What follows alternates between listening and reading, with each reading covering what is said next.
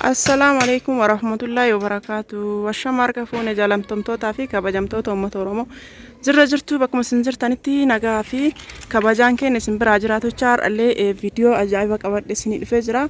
Viidiyoo namni na waraabuu hin jiru waan ta'eef har'a ofii of waraabaa jira jechuudha. Warroonni haarawwataa ta'an asumaan subscribe like share gochuudhaan wajjin tura. Warroonni maamila kiyyataa ta'an ammoo hiriyoota keessan irra share godhaate akka wajjin qoodaman taasisaa isiniin jira. Gamanumaan haasaa isinitti hin dheeressu gara hojiitti seenaa.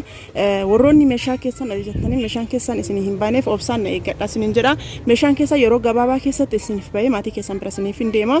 Duubaan isinii bahaa jiru. Warroonni meeshaan keessan isinii bahaa jiruuf dammoo akkuma isinii bahaa jiru sanitti viidiyoo keessan guutuu laalladhaati. Warroonni komii qabaatan keessan dubbisa. Meeshaan kun ani isin hojjedhu akkuma isin beektan meeshaa oriijinaalii fi meeshaa kwaalitii qabu, meeshaa qulqullina guutuu qabu jechuudha. Meeshaa oriijinaalii irraa immiidafee oriijinaalii irraa akkasuma meeshaa kwaalitii irraa hojjetamee bareedee isiniif dhiyaate jechuudha. Warroonni lakkoofsa bilbilaa kee barbaadan duwwaa 972 duwwaa 25 irratti telegiraamii, iimoo, waasaap illee kanuma gamanuma argachuu dandeettan jechuudha. Amma immoo gara meeshaatti isin deebisa. Kaasaa isinitti yoo dheeresseef dhiifama irraa ta'a isiniin jedha. Warroonni yaada qabaatan keessan na dubbisaa komentii irratti illee barreessa. Amma meeshaa gatii isaatii fi gara meeshaatti tokko tokkoon isin keessa haga xumuraatti isin wajjin turaa isiniin jedha. Jalqaba irratti algaa isin mul'isa. Algaa isin mul'isee algaa bareedaa isin mul'isa. Algaan kun algaa haaraa jechuudha. Jalqabaa fi isa jalqabaatii fi algaan kun kan hojjetame meetira 1.50. Algaa kwaalitii, algaa bareedaa namoonni jaalatan ammallee irra deebitanii akka ajajatan haati meeshaalee akka jaalatu abdii guddaa qaba. Keessanillee argitee na wajjin haasoftee jirti. Ammallee gamanaan illee argite akka na jaalatti akka na galateeffatu abdii guddaa sirraa qaba. Maqaan hin jettee maqaa kan keellee si hin dhahu. Meeshaan kan kee hedduu bareedaa ammallee irra deebisi himaa meeshaa kwaalitii irraa hojjetame atillee keessan argitee itti gammaddeerta jaalattee jirta maatiin kan keellee dhufee argee jira jechuudha. Asii dhufee argee jaalatee gammadee biraa deeme jechuudha. Hedduu na galateeffatee biraa deeme du'aa isaatiif aamin jecha. Amma immoo gara algaatti isin deebisaa na wajjin tura. Algaan kun baay'ee bareedaa filannoo obboleettii kennaatiin hojjenne jechuudha. Hedduu bareedaa isinillee jaalatan jechuun na raanfatina isiniin jedha. Algaan kun meetira 1.50 wanti adda isa godhu mataan kuuwwanii jechuudha. Mataan irra kakaawwanii meetira 1 fi saantii 20 dhumata jechuudha. Haga saantii 25tiin dhumata. Wanti adda isa godhu kun ammoo meetira 1 fi saantii 60 hanga 65tti jechuudha kan dhumateeru. Baay'ee guddaadha. Boota mataa irratti illee boota mistiraa wanta tokko kaayatan baay'ee qaba jechuudha. Boota gamaa karalachiin iyyuu qaba. Algaa pilaattii baay'ee bareedaati. Mataan isaa baay'ee guddaadha. Yoo osoo bira dhaabatanii qumatii namaati waluma qixa jechuudha. Qumatii namaatiin waluma qixa jechuudha. Osoo bira dhaabatanii qixuma namaati. Ana qumatii kiyya namni viidiyoo irra argitan hin beektanii garuu bira dhaabadhee matama kiyya bira gahee jechuudha. Baay'ee dheerina irraa kan kaase jechuudha. Komodiinoo lama qaba, tokko masaabaadha, tokko balbalaan jechuudha. Baay'ee dheerataa gatiin isaa ammoo birrii 45. Namoonni jechuu barbaadan ajajadhaa. Qalamii garuu fedha keessan irratti hundaa'ee kan barbaadaniin dibsiifachuu dandeettanii kan qomsaaxinii keessanii maachol godhuun kan barbaadaniin dibsiifachuu dandeettanii filannoon obboleettii kennaa isa kana jechuudha. Duuba isaarraa algaa waan baay'ee dheeraa ta'eef kophaa isaatitti of baachuu waan hin dandeenyeef addatti hojjannee kaanee algaadhaan walitti hiine bilooniidhaan jechuudha. Baay'ee guddaa waan ta'eef algaa irratti baay'ee ulfaataa waan ta'eef wanti hunduyyuu maxanii waan qabuuf asitti bilooniidhaan hidhameera jechuudha. Jala isaa kanatti bilooniin hidhameera. Aansee tiifstaandiidha. Tiifstaandii bareedduu jetan jechuudha. Aansee isiin tun akkanaa isii jechuudha. Meetira 1.50 hedduu bareedduudha jechuudha. Akkuma isin argitan kanatti jechuudha. Televiziinii abbaa inchii 32 42 akkasuma abbaa 50 wayiillee hin dandeettu jechuudha. Hedduu bareedduudha jechuudha. Namoonni kaawwan gatii isaa hin dandeenyu jettan isii kana jechuu dandeettanii bakkoon isaa kana kinooti. Asin garaa isaa kana keessa jechuudha. Balballi isaa akkuma isin argitan meeshaa oriijinaaliidhaan hojjannaa maatafaan isaa kinoo kanaan jechuudha. Baay'ee istireesii godha jechuudha. Akkuma isin argitanii komodiinoo lama qaba. Tokko gubbarraa akkana gabbanama jechuudha. Argi jirtanii tiivistaanni kana xiqqaatee dhugaa isinitti mufu yoo xiqqaate nama 5 iyyuu ajajatee jira jechuudha. Hedduu bareeddi jechuudha. Akkuma isin argitan kana baay'ee bareeddi. Namoonni jechuu barbaadan ajajadhaa isiniin jedha. Maaliif akkana gootee jettan asitti balballi kun asitti xiqqaadha. Kun waan guddaa ta'ee fi masaabaa miti balbala waan qabuuf jecha kana akkasiin akkana gabbanama jechuudha. Argitanii gubbarraa gabbanama. Kan duraanii dalga banaa tureemi kan ammoo akkam goonaa gubbarraa gadi banna jechuudha. Hedduu bareeddi. Yoo xiqqaatee tiivistaandii kana nama 5-6 ajajateera. Ajaja nama hedduu qaba jechuudha of biraa. Ammoo yoo xiqqaatee ajaja nama 5 bira qaba.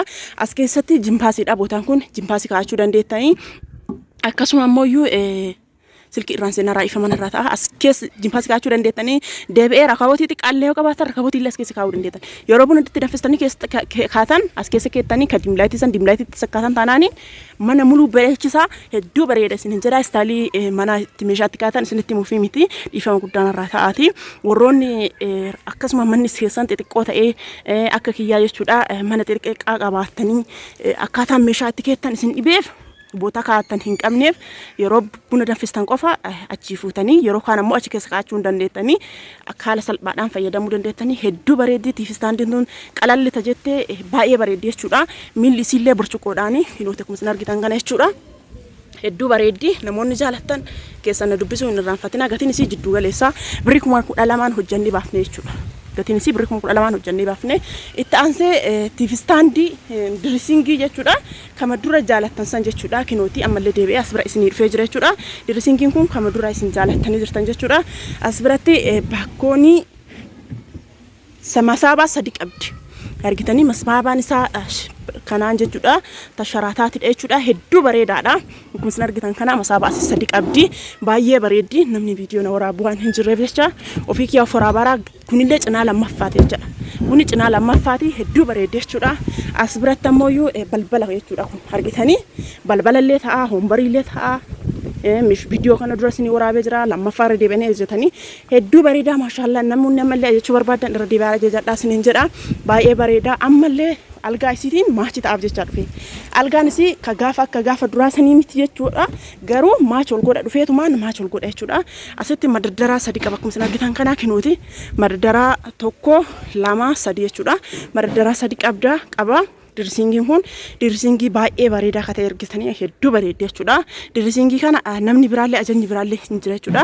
dirisingii kana ajaja nama hedduutu iyyuu ajajataa jira ammallee isa kana malee ajaja lamaa hin qaba jechuudha dirisingii kana ajaja lamaan qaba kana wajjin arfaffaadha jechuudha yeroo jalqabaatiif micattii takkaa hojjadhee lammaffaa irratti kanatu bahee jechuudha hedduu bareeddi akkuma isin argitan kana gatiin isii birrii 18,000 hojjetame ammallee akkuma gaafa duraa isin hime birrii 18,000 hojjetame amma ammoo gara qumsaatiniitti isin dabarsa bira qumsaaxiniin kun lammaffaadhaaf yeroo lammaffaadhaaf hojjetame jechuudha qumsaaxiniin kun yeroo lammaffaadhaaf hojjetame haga ammaatitti yeroo lammaffaadhaaf hojjetame garuu ajaja biraa namni ajaja hin jiru ammallee namni irra deebitanii sadaffaa irratti ajajachuu barbaadan nama sadaffaa ta'uu barbaadan qumsaaxiniin kan ajajachuu hin irraanfatinaa sin jedha baay'ee bareeddi akkuma dirisingiitti bareeddi namni baay'ee jaalatanii jiranii koomentii irratti illee yoo jala seentanii dubbisuu dandeettanii namni hedduu jaalatee jira masaabaa 4 qabdi jechuudha akkuma isin argitan kana masaabaa 4 qabdi kinooti 1 2 3 afur jechaadha masaabaa afurii masaabaan arfanuyyuu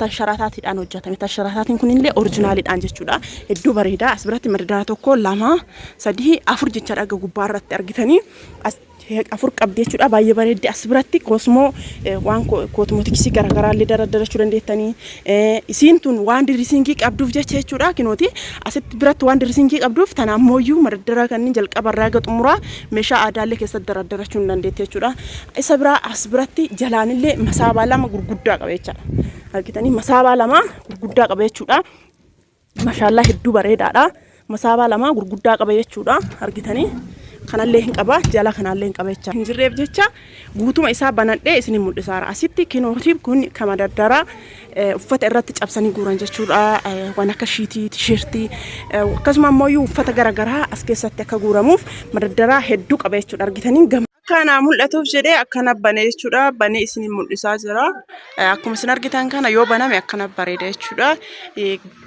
namni viidiyoo na waraabaa jiru waan hin jirreef ufii kiyyaa banee isin mul'isaa jira baay'ee bareeda jechuudha as biratti kinooti kuni boota madaddaraati jechuudha kinooti gamaan isaa kireemidha akkuma beektan jechuudha madaddaraan isaa jalaa kaasee hanga gubbaatitti boota uffatatti dardaratan jechuudha gamarran irratti ammoo masaabaa gurguddaa 2 qaba jidduu keessatti ammoo boota uffatatti fannisatanii akkasuma gara olaanutti illee madaddaraa 2 qaba jechuudha gaman irratti akkuma isin argaa jirtan ka uffatatti masaabaa wantoota dubartiidhaaf barbaachisu keessa kaayatan 4 fi madaddaraa hangana gahu qaba jechuudha namoonni jaalatan keessan dubbisuu hin irraanfatina lakkoofsa bilbilaa kiyya durallee isin kenna ammallee irra deebi'ee isiniif kenna qumsaaxinii hedduu bareedaati. Qumsaaxinii qofaa miti wantoota barbaadan ajajachuu hin dandeettan isiniin jedha. Viidiyoo ofii of waraabuun baay'ee rakkisaadha. Yoo namni nama bira hin jiraatin kophaa ofii waraabuun baay'ee rakkisaadha. Hangamatti namatti na waraabaa ture amma garuu fi waraabeerra baay'ee rakkisaadha. Akkana fakkaata qumsaaxiniin kun 43,000 ammallee kan sa'aatii kanatti isin hojjechuu dandeenya 43,000. Meeshaalee kanneen yoo jaalatan keessan na dubbisuu hin irraanfatinaa isiniin jedha. Lakkoofsi bilbilaa duwwaa 972 duwwaa 2519 irratti heloo jedha gamanumaan argachuu dandeettanii. Eessa jiraata kan jettan Shaashamanneedha. Garuuyyuu boota isin barbaadan naannoo isin barbaadan guutuu isiniif geessina jechuudha. Meeshaa fannicharaa qofa osoo hin taane meeshaa guutuu isaatu ajajachuu dandeettanii. Akkasuma kennaa maatii keessanii qabdan sapiraayizii garaagaraa akkasuma manni barumsaa waan banamaa jiruuf boorsaa daftara wantoota adda addaa ajajachuu barbaadan gara Zulaa Maashoo koottaa isiniin jedha. Sabiskiraayib gochuun irraanfatinaa. Namni ilaaltan kamiyyuu laayik osoo hin godhin bira hin darbinaa. Isin fayyada waan ta'eef viidiyoon haarofti yeroo gadhiifamu gamanumatti haaluma salphaan isin bira gahee argachuu dandeettan jechuudha. Meeshaan kennaa irraa hedduu babbareedaa baay'ee bareeda jechuudha. Akkana fakkaata meeshaan kun eessa deema namni jettaniif roobee baalee deema. Namoonni roobee baalee jirtan zamoona kanatti meeshaa galfachuu barbaadan akkasuma immoo isiniif geessina jechuudha. Meeshaan kun roobee baalee deema baay'ee bareeda. Kanaaf galatooma turtii gaarii.